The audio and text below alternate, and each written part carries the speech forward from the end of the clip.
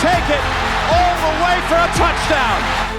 Going for the big ball, going for the big shot, and he hits it.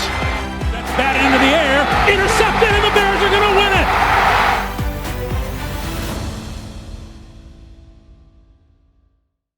The month of April is going by quick. Things are certainly heating up, and quite frankly, the Bears signed Miles Boykin, Shaun Wade. I don't know if you saw that news. Both 2 one-year deals. They were both out of the league last year as well. Welcome to the Halas Beat, brought to you by the Bear Report. I'm Usayd Koshul. He's Nick Whalen. Check us out on Twitter at Usayd Koshul, @ Nick Whalen, at Halas Beat. Nick, I think it's time for a really interesting conversation because to me, we got to start constructing what a Chicago Bears big board looks like at number 10 overall. And just throughout different parts of the draft, definitely the first 4 picks, because honestly, the way that I look at it is if you are a Bears fan right now, some of the names that you want, it may be time to start crossing those guys off at 10. Yeah, it's sad, but the more time that we're spending at this, analyzing pick 10, there's less and less like quality guys in this draft. I mean, heck, Shedeur Sanders might be available at 10. So that means another guy that's going to be off the list by the time the Bears get there. So, yeah, I think we can easily cross off Abdul Carter, Travis Hunter, those 2 for sure. Likely Mason Graham, likely Will Campbell, which is crushing everyone's dream. I would say those are the 4 that we likely can cross off the list for this exercise. If they're there, I'm also not crazy about 2 of them, as people know, because of arm length, but we don't have to get into that discussion. So how do you want to do this? Do you want to go like we both list off our first guy, or do you want to go 1 through 10 and then you go 1 through 10? I mean, we could both list off our first guy and just kind of alternate there. But full disclosure, dude, I lied to you before the episode, okay? I said that there's a certain player that's not going to be on my big board that I actually put at number 1 on my big board. I decided to highlight it white on my document so you wouldn't be able to see, okay? The number 1 guy, you ready for this? Because I know your eyes are wide right now and you're super intrigued. The number 1 guy on my Bears big board, dude, is Cam Ward. And here's why. Do you want to react first, or? I mean, this sounds like one of those like Bears Twitter tweets where you see it, and you're like, oh, this is just gonna be something crazy. Okay, so here's another full disclosure. I kind of lied to you a second time. Cam Ward is not even on my board. Neither is Travis Hunter, so you can breathe a sigh of relief. And the reason being is because I was originally going to go into this thing and be like, let me mess with Nick a little bit. Say, hey, I've got Cam Ward at number 1 for me. Simply because, again, you have to, draft a quarterback every year until you can, hit on the quarterback. Premium positions, man.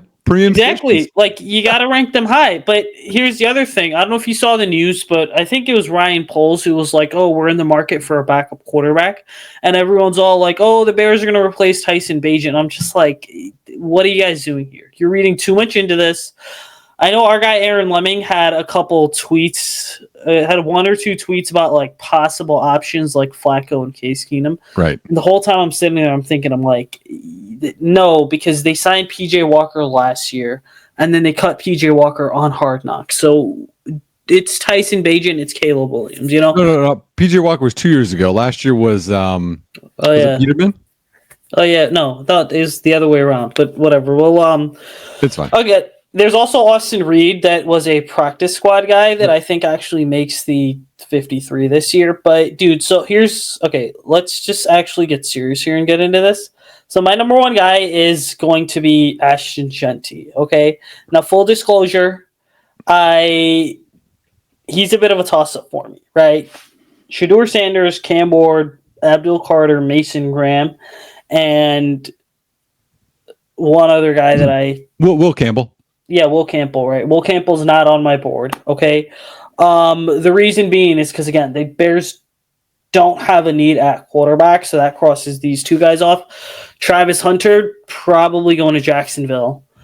Will Campbell's probably going to end up in New England. So that leaves Ashton Jeanty as kind of the best, like, pure football player on my board.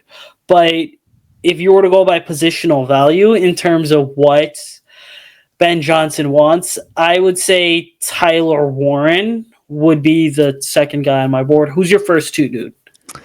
Yeah, so interesting. So you went Genty, Warren, or your top two. Okay. My top one is a guy I don't think is going to make it there, but I'm a position premium guy. Okay. So if I say that, I gotta preach it. If this is my big board for the Bears, it'd be Armand Membu. Like if he fell to 10, and again, I'm saying that, y'all, and I'm pro Braxton Jones. I'm pro Karan Amagaji.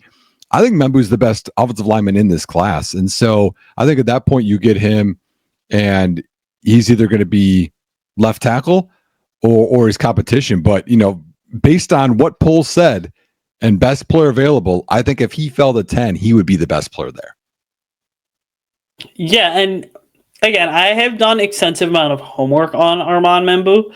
Honestly, if he was there, like just looking at the measurables solely, and again, he doesn't have the height, he doesn't have the arm length, but I think, start to see shades of a Penei Sewell light is effectively what I see with him.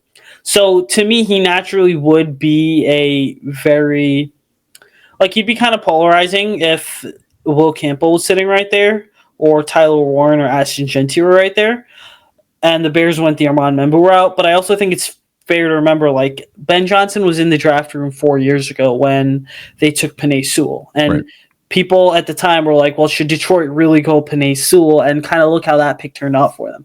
But I also, looking at this whole thing, I think it's worth noting, too, that first off, I've accepted a couple of different things here. Number one, y'all are not giving Colston Loveland and Tyler Warren the love that they deserve, okay?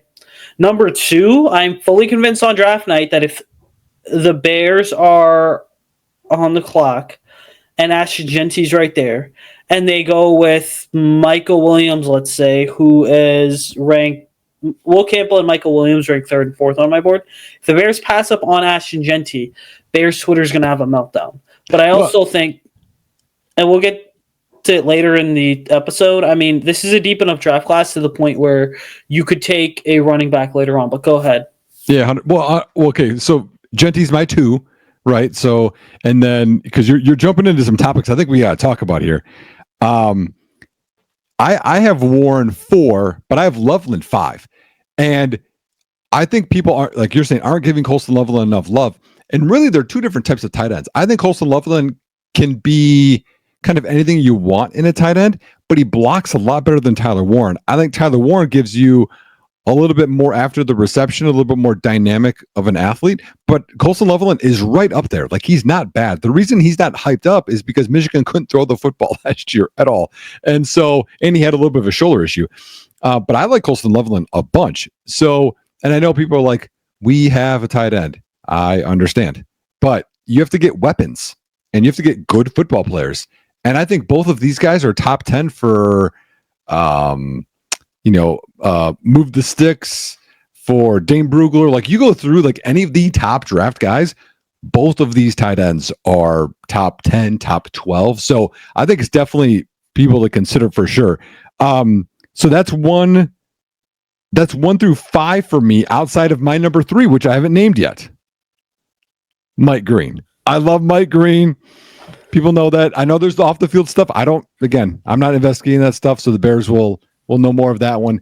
The issue with Mike Green, though, with me saying this and me being an arm length person, he's got short arms and he's got small hands. The reason I still have him listed here, though, is he's good against the run despite being a smaller edge. He's an elite athlete, and he's got counter moves off of his primary moves, which is why he has sack production, y'all. So to me, if you're going to go something this high at a premium position, you want someone that sacks the quarterback. So he's number 3 for me.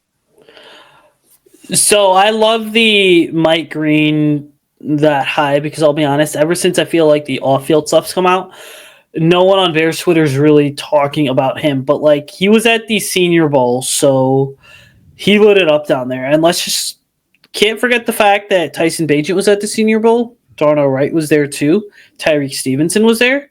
Velus Jones was there. The Bears love their Senior Bowl prospects. And if I was a betting person, I would probably say that if Mike Green's there at 10, or he's there at 39, or he's there at 41, watch out for him, because every year the Bears are going to have, under Ryan Poles, at least one Senior Bowl prospect.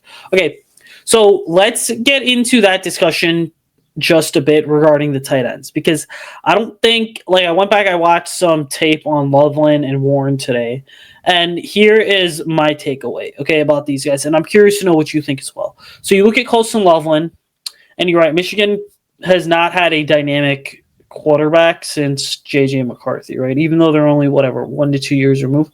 Michigan could not throw the football. Michigan was a very run-first offense, which naturally is one of the reasons that Loveland is a damn good blocker, but he can also flex out into the slot. Now, to me, this really with the tight ends is what it comes down to, is what's your fit philosophically on offense for a tight end? Because if you're a run-first offense, then you are going with Tyler Warren a hell of a lot more than you're probably going to go with Colson Loveland. But then if you want to throw the ball even more, then Colson Loveland becomes your guy. But with that said, for a lot of the reason that Warren is my number 2 ranked guy on my board, basically, is simply because the way that I view it is for what Ben Johnson likes to do in the running game, what he likes to do with his powers, his counters. Tyler Warren's not just going to be a traditional U or a traditional Y. He's going to become the H-back that this team has never really had. And see, I'm with you, but I think I switch it out. If you're a run-based team, I think you'd go more Loveland, better blocker.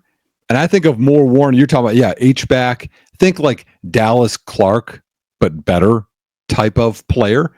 And both have their roles, y'all. But again, the teams draft players to fit roles and schemes. They're not thinking of we're drafting this guy because they're going to catch 90 balls a year. That's not how they think. They think of trying to create packages and dynamics within their offenses. So they're both good players. It's just, I'm not going to say this guy's better than the other guy. I think they're both 1A, 1B. It's just kind of what offense you want and what role you want for the player. Yeah, and that is, so if you remember last year when it was the Olu Fashanu versus Joe Alt conversation, and I think at the Combine is when Joe Alt sort of really kind of separated himself from Fashanu. It's sort of a very similar situation, right? It's like a 1A, 1B with some of these tight ends as well. But, getting into the 6th and 7th ranked guys on my board. So my 6 is actually your number 1, which is Armand Membu. Mm-hmm. And the reason that I have him at number 6 is simply because the way that I view things is the fact that I worry a bit, is a guy like him going to be able to come into the league after having started for 3 years at right tackle and then make that adjustment at a move over to left tackle? Because honestly, unless the Bears have some backdoor plans about moving Darnell Wright to left tackle, I solely think that the way they're viewing this is if we add a tackle in this draft, then we are going to have that guy compete, but we're not necessarily going to have that guy make a position change. Because also, you look at the prospects that are going to be available. Does it really make sense to take Membu and then kick him over to left tackle, knowing that, Ben Johnson was up front with what Braxton Jones has to improve on, but then also, I think it's a lot asking a rookie to make a position change. Yeah, I'm not for it. I also don't think Membu lasts to pick 7 in this draft. I think he's going to be gone early. So he was almost on my don't even include in the list. So I'm with you. I would not go tackle early. I wouldn't even touch tackle till 72, where I like Charles Grant, but that's a whole nother conversation. My 6 is someone you already mentioned, is Mykel Williams. And again, Mykel Williams is someone that I'm not a huge fan of, but he fits, I feel like, what Dennis Allen wants. 6'5", 260, and let's get into the other things. Arm length, 34 3/8 inches, 81st percentile. Wingspan, 86th percentile. Hand size, 79th percentile. He's a big man. He had an injury for most of this last year, but has shown the ability to do everything that you want from a D-end, and he's a bigger D-end prospect. So to me, he's not an elite athlete. I don't think he's a bad athlete. He's just not an elite athlete. I think he fits that mold. So to me, if he's there, again, premium position. You need to rotate at D end. He'd be my 6th guy. Yeah, he's a player that I am not going to lie to you, I'm very intrigued by, because if you look at the traits alone, there's a fair argument to be made that among a lot of the edge rushers in this class, like Michael Williams has everything needed to be a really good football player. And again, that's just going based off the traits alone. But then I also kind of look at it and I'm like, we were talking about this before the show. This Georgia defensive class is not as hyped up as some of the Georgia defensive classes of the past. Mm-hmm. But the thing with Michael Williams, I think a lot of people need to keep in mind is that this is a player, he hasn't really filled his entire frame out yet. He's also going to be 20 or 21. And so he's an incredibly young football player who could probably have gone back to school for a year to significantly improve his stock. But again, if a team takes him, he's basically like the Leonard Floyd of this year's draft class, where you're betting solely on traits and nothing but high upside. Yeah, no, 100% with you. And to me, if it falls the way it falls, they might just go with, hey, this is the best guy in a premium spot on our board, and we'll go from there. My 7th ranked guy on the big board, and I don't know what number you're at, but my 7th is Will Johnson. So corner, Michigan. This draft class of corners, there might be 2 that go in round 1. I mean, there could be, and then a few that go into round 2. There's just question marks around. I mean, the other guy would be Jahdae Barron, who might be more of a nickel. He's a little bit of a smaller guy, but Will Johnson's almost 6'2", 6'1 3/4, 194. The bad thing about him is he's 10th percentile arm length, 30 and an eighth, so it's really short. Not ideal, but ball hawk. He's got a couple of injury concerns as well, but someone that played Marvin Harrison Jr. very well and has shown well in a big conference. And I know some people are big Tyreek Stevenson supporters, but we don't know what Dennis Allen thinks, Ben Johnson thinks, and Tyreek Stevenson's, PFF grades and how he's looked on film. In my opinion, he does not have anything that says he's guaranteed to be the starter this next year. So Will Johnson's in the conversation with me, but he's all the way down to 7. So I really like Will Johnson a lot. I will be honest with you, because of the fact that I do think that Tyreek Stevenson can have a bounce back year. I don't have Will Johnson ranked. And I'm not saying I am a Tyreek Stevenson truther by any means, but it's hard to ignore the potential that he put on film as a rookie where he had 4 to 5 interceptions. And he looked really damn good.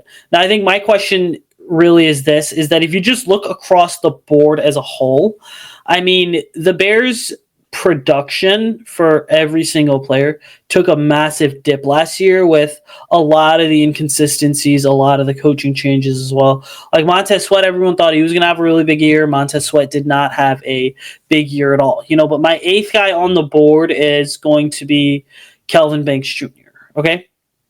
And here is sort of the rationale with Kelvin Banks Jr. So you look at this draft class, and it's number 1, OT number 1 for everyone seems to be Will Campbell.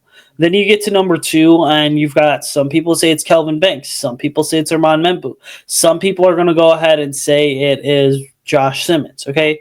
But really, to me, the reason I like Kelvin Banks a lot is simply because I do see an incredibly experienced player. I see a player that honestly has kind of come in and has really been impressive just in terms of his ability to be a plug-and-play starter, and again, the nice part about Banks is even though it wasn't the end result for Texas in that big game against Ohio State, I really saw a player that was ready to go ahead and step into the league and be a damn good run blocker. Pass pro could obviously use a little bit of work, which is why he gets pushed down the board a bit for me, but I just really loved his run blocking, and I think that that's going to be, the Bears choose to be a run-first offense, then having a big, powerful guy like a Kelvin Banks is going to make all the difference in the running game. Kelvin Banks is 8 for me as well, so I'm kind of with you. I'm not a big Kelvin Banks guy, but I don't think he's bad. Yeah, I think he has some balance issues at times, but I mean overall, like a solid player. I don't know that and people say this term, I don't know what it means. I don't think he's a franchise left tackle, whatever that even means, but he has some versatility. Some people have him as a guard. Some teams I've heard, and some teams have him at tackle. My 9. Yeah, it's just funny you get to this range. You're like, who are we going to put on this list? Because really, y'all, we're going to have 10. You had 10, and you had 4 that we can't even add on the list. Really, we're like 14 deep, maybe 15 deep. You added Shedeur Sanders. I have Kenneth Grant, the D tackle for Michigan. Kenneth Grant, big boy, almost 6'4", 331, 83rd percentile wingspan, 63rd percentile arm length. I mean, one technique. You think of one technique or 2 eye, that's your dude. He's going to occupy 2 guys. But I think he's got some pass rush potential. I don't think it's amazing, but he's got some. He can play high at times. But I think in terms of the best of the one techniques or the next D tackle, I think Kenneth Grant is the guy. Yeah, so he's a wild card for me here, and I love Kenneth Grant's tape, by the way.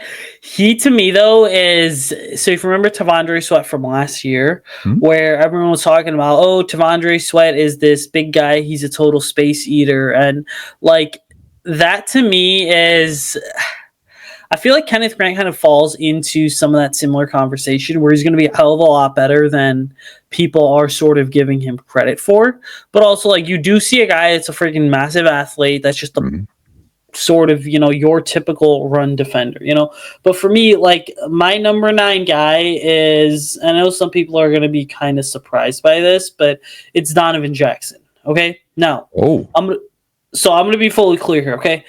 When I was putting this thing together this morning, the rationale that I'm going off is if I were to make 4 picks for the Bears, right? As in, like, their first 4. Who am I going with at 10? Who am I going with at 39? Who am I going with at 41? And I could only pick these 10 players. I would be pretty confident in saying that Donovan Jackson would be a highly ranked player for me. Because I do think that of some of the Ohio State offensive linemen, I think that Josh Simmons is going to be the first one off the board. But I look at Donovan Jackson as being the type of guard that is incredibly experienced, right? Has versatility, kind of can play all over the place. He's going to be one of those under the radar names that if the Bears draft, people are going to be really damn surprised. Wow, you got me by surprise.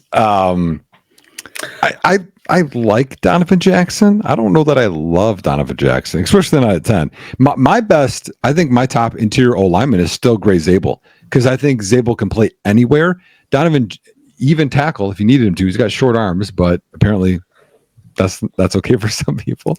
But Jackson tried to play outside, and he got exposed against Abdul Carter. Now, again, I know it's Abdul Carter, but he did not look great at tackle. And a lot of people that are guards and then they play guard in the NFL, they don't do as well as the tackles that kicked inside. A lot of that's athleticism based, but no, that's interesting, man. I didn't expect that one. My 10 is a very different position. Malachi Starks. I think Malachi Starks is a very good football player at a position the Bears need. I know some people disagree. Even Brad Biggs today said that you could just plug in a mid-round pick and that works out. Well, Bears history will remember the Todd Johnsons of the world and the Chris Contis of the world, et cetera. Like, yeah, they can go in there and they can play, but I don't know that they're going to get it done. Malachi Starks gets it done. He's a ball hawk. He can play man. He can play zone. He can come up and he can tackle. He can do everything that you want. 10's a little early for me, but again, this isn't really 10, y'all. This is like 15. So if it was 15, I think Malachi Starks makes some sense for Chicago.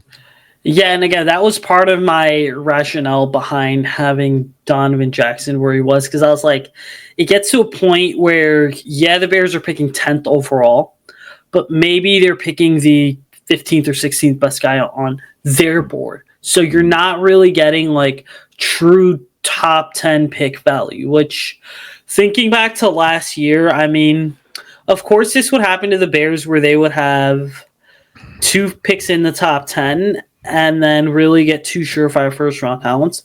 And the very next year gets followed up with, oh, you have a pick in the top 10, but the guy you're going to get is not going to be a top 10 prospect. Okay, but here's the thing. So my 10th guy is Gray Zabel. All right.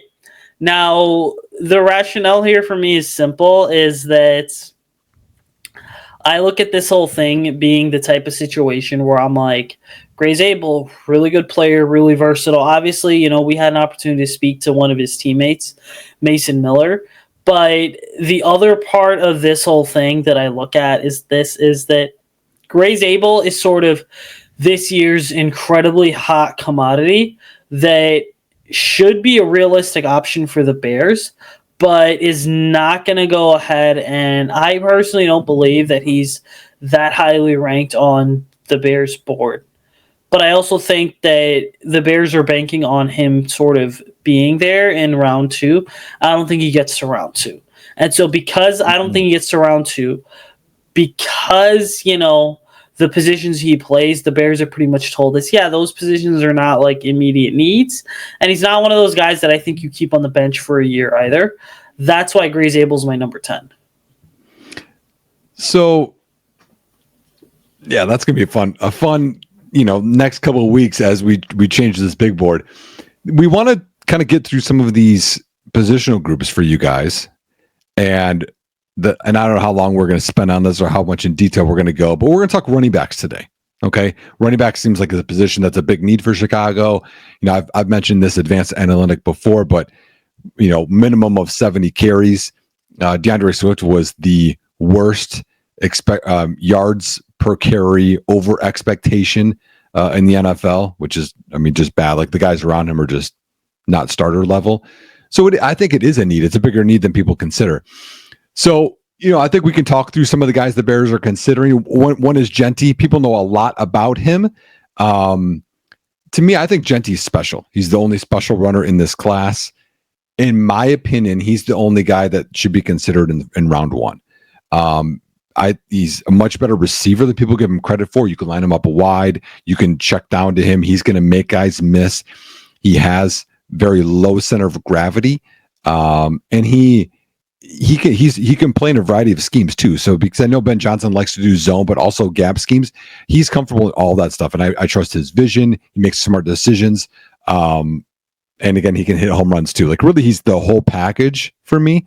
And as you talked about earlier, like maybe they go that way because there's no blue chip guys left at 10. But yeah, Genty's special for me. Anything else you want to talk about with him? Honestly, I'm kind of tired of talking about Ashton Genty, so I'm going to, surpass making any comments about him.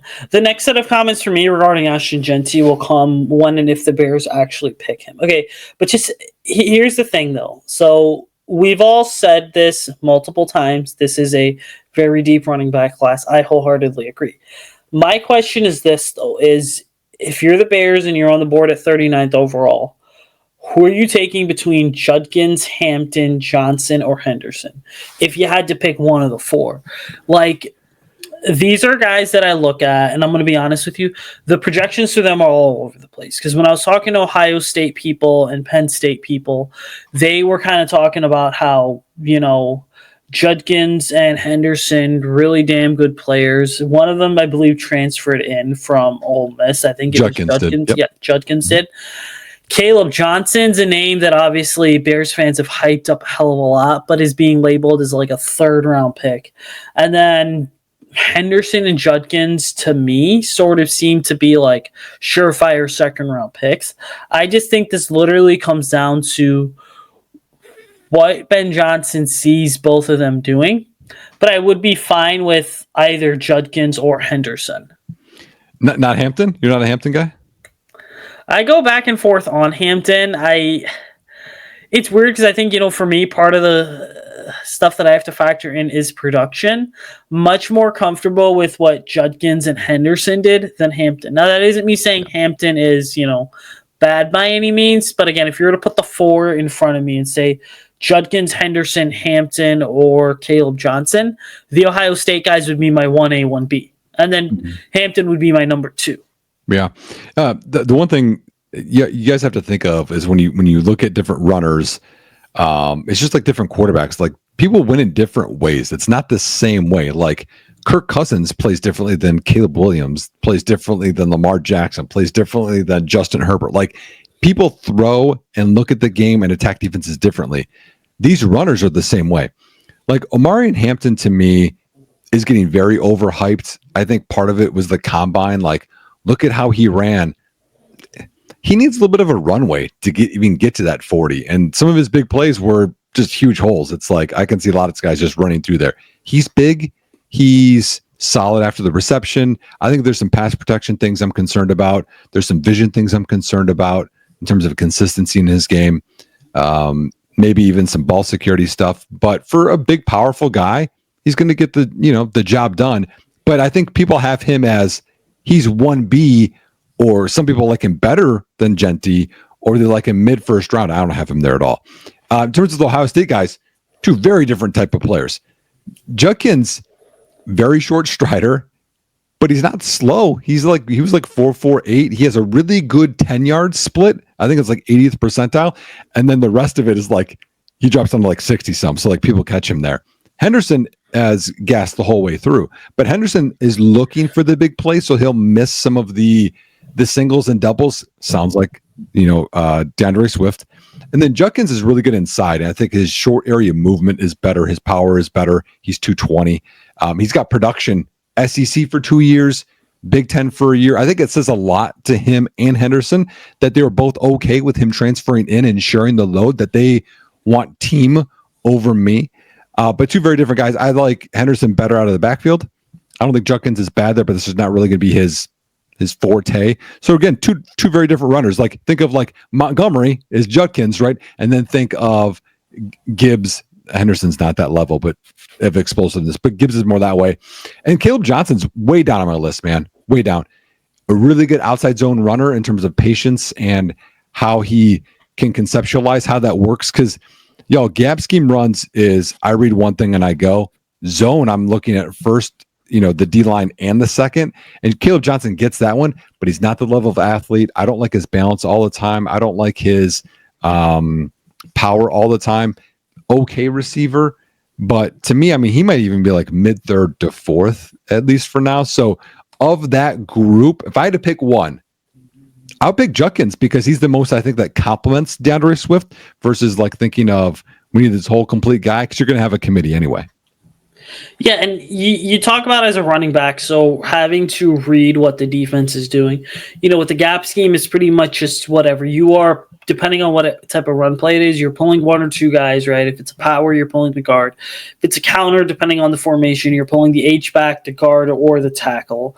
If it is a ISO play, there's going to be a lead fullback in there. Just a lead blocker in general, usually the H-back, and you're kind of following that one guy. So to me, if the Bears have some gap scheme principles in this offense, I mean, it makes sense that an incredibly patient runner such as Travion Henderson would make a lot of sense. Now, you get to Judkins, and the tough part about Judkins is this. I described him as basically being a bowling ball, right? A guy that's like, 5'10", 6 feet tall, I believe, 220 pounds. He's a real bruiser and is going to be a very good north-south player, like a David Montgomery. He doesn't have the breakaway speed that I think a team such as the Bears would like, but there is definitely a lot of patience, a lot of vision there, just the ability to kind of follow his blocks. And then when you talk about the vision, right? So as a running back, when you are reading a zone scheme, there's a certain, when you're running a zone scheme and you're reading the defense, there's certain aiming points and there's a certain numbering system that you kind of have to abide by, right? So it's like the mic is always going to be 0. And then, at least the way that I've kind of learned this thing, I don't know if you learned it differently, but the mic's always going to be 0. And then the first linebacker to the right is always going to be the 1. First linebacker to the left is always going to be -1, left and right of the mic. And then there's kind of a numbering system that's sort of built out from there. So I think Judkins certainly has the ability to kind of identify where the linebackers are, read it. But if the Bears are looking to get more explosive, I would take Henderson. And then you talk about Omarion Hampton. So he's a guy that is weird, but I don't think he should be getting as much love as people are willing to give him. And again, the reason for me is just so simple, is that I see a player in Hampton where, look, the guy's athleticism is off the charts, but I don't think he is this home run hitter that he's being made out to be. He's got a lot of, like Ashton Genty, a lot of tread on his tires, pretty solid with the size, the athleticism, really loose hips as well, and then really good contact balance. So you see a player that is got what it takes to be really successful at the NFL level. But because he's not able to be a home run hitter, that kind of pushes him down the board for me. So the next group, again, y'all, deep class. I guess, I mean, I don't really have like a specific ranking right now. I think some of the next guys would be like Cam Scattaboo, Dylan Sampson. And again, I don't know where people have some of these guys. Like, I kind of like Damian Martinez. Savion Williams. I mean, what position is he playing? But yeah, you could throw Savion Williams in there. You could throw in, Jordan James's later. There's a few guys. So I think Cam's one we definitely got to talk about because he would be. I think he's going to be a round 3 pick, in my opinion, maybe late round 2. Did you watch his film at all or no? Yeah, I have a scouting report written up on Scativo. Oh. I'll be honest, dude. It's all linked to our Bear Report spreadsheet if you wanted to pull that up and look at it. But here is what I like about Scativo. So I think what you're seeing with Scativo is basically this: is he to me, is a really compact runner, a guy that has a lot of lower body sort of muscle built really well in the legs.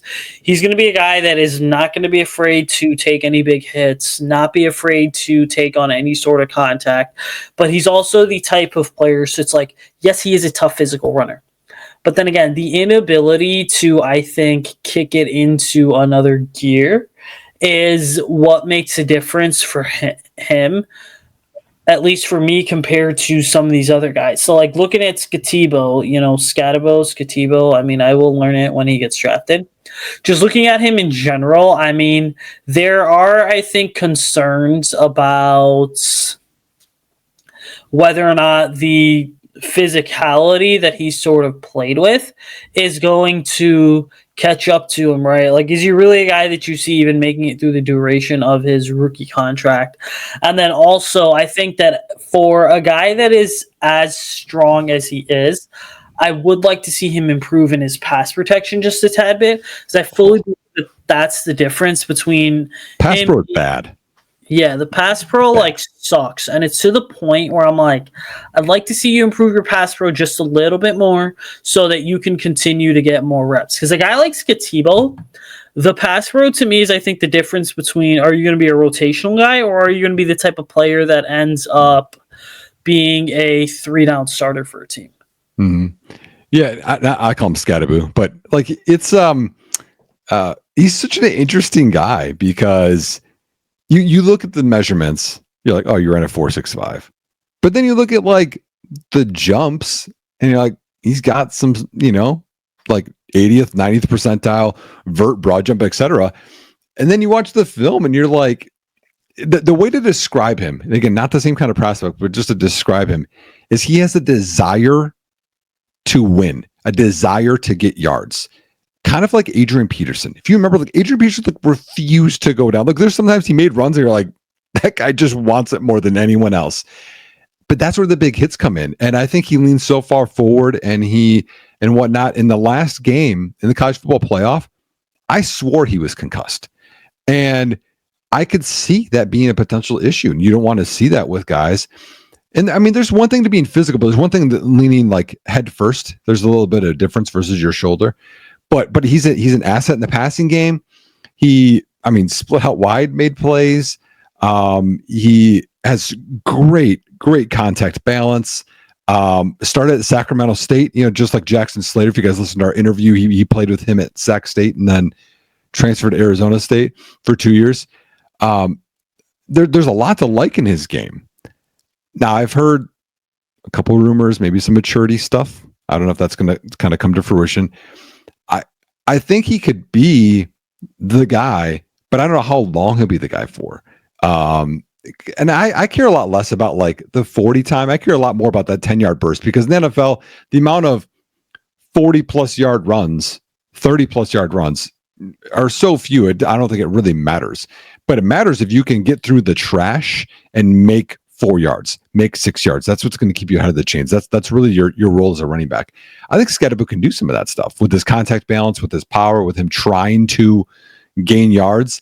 But some of the other stuff I've concerns with. And then the pass pro, dude, he's like pass protection is I would call it just like a conservative, powerful act, right? You have to not lean, you have to wait till you get your moment, and then you can be powerful.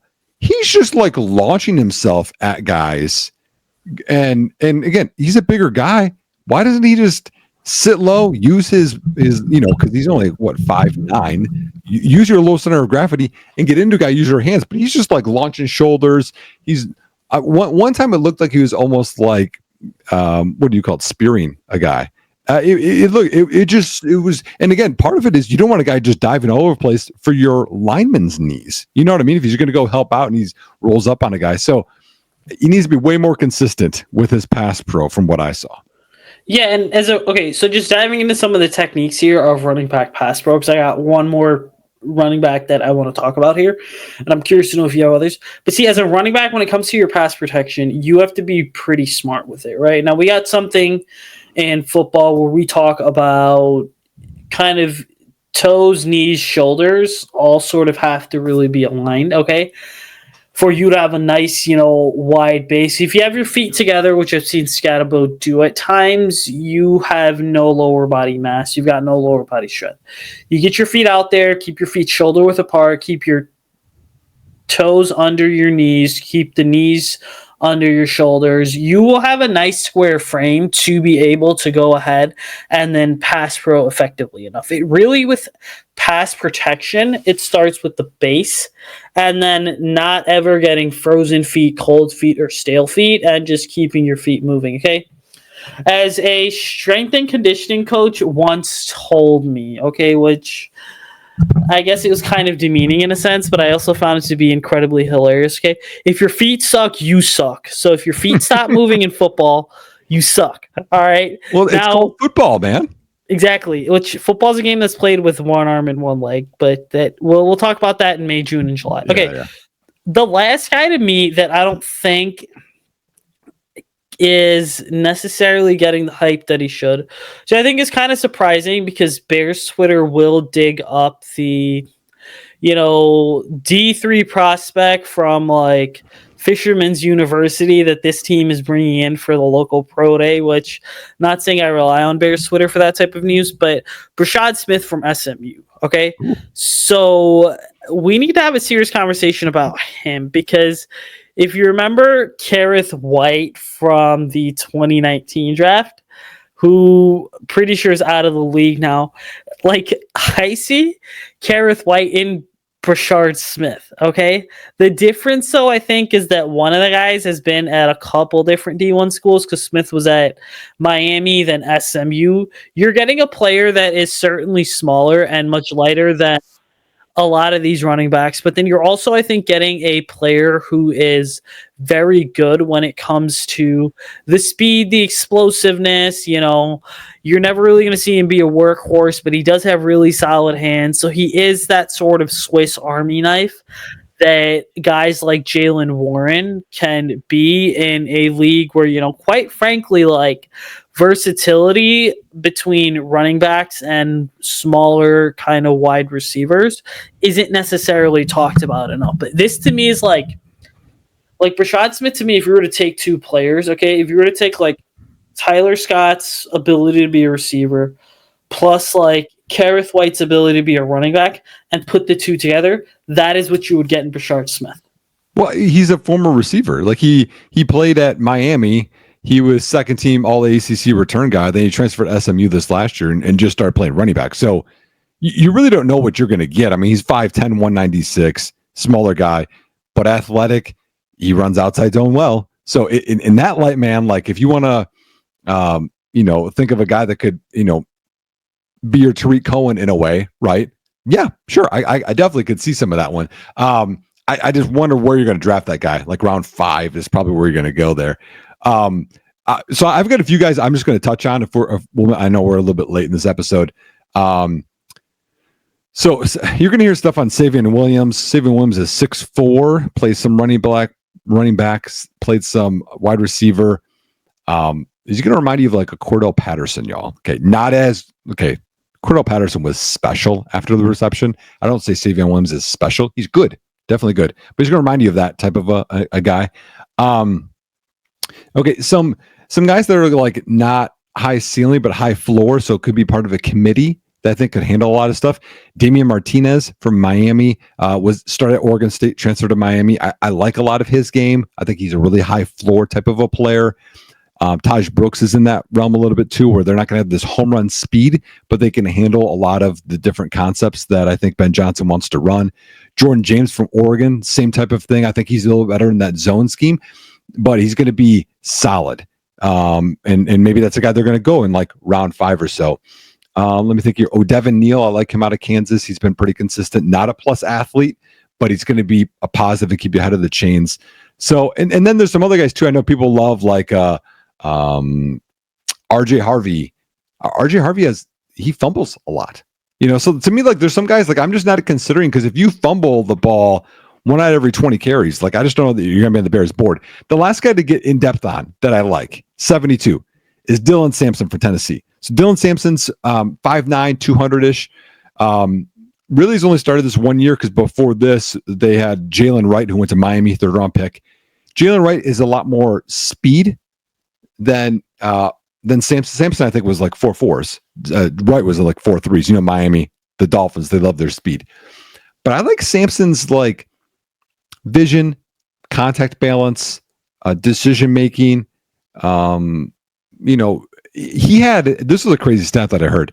He had 36 rushing attempts of like short yardage type situations. He converted 33 of them at 200 pounds, which is wild to me. Now, again, you have to also put it in the context of Tennessee runs that super spread. Used to be the old Baylor offense, but they're, wide. So the boxes are lighter. I get that one. But Sampson does a lot of stuff that I like. I don't know that he's going to be right now a great receiver, a great pass pro guy, but he's going to be, I think, a guy in a committee. But I see a lot more upside here with him to be eventually the guy. And maybe that's the guy that you could pair with Swift for a little bit. But I like Sampson. He had 4 fumbles, I think, in his last 7 games. So he's got to like hone that in a little bit. But I really do like his game. And plus, at 200 pounds, he's not so light, because I liked his contact balance. He played, I think, a little bit bigger than his size.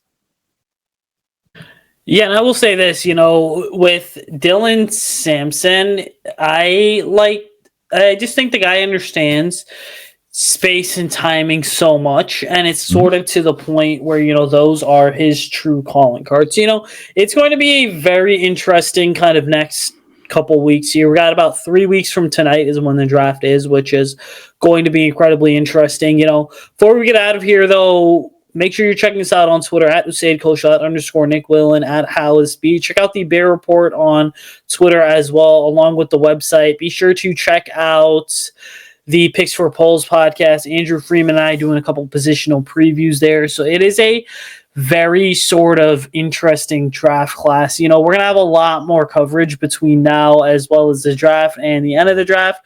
But until then, ladies and gentlemen, bear down, and remember, please don't rank Cam Ward on your board for the Bears, because I fooled Nick with that, which was incredibly hilarious.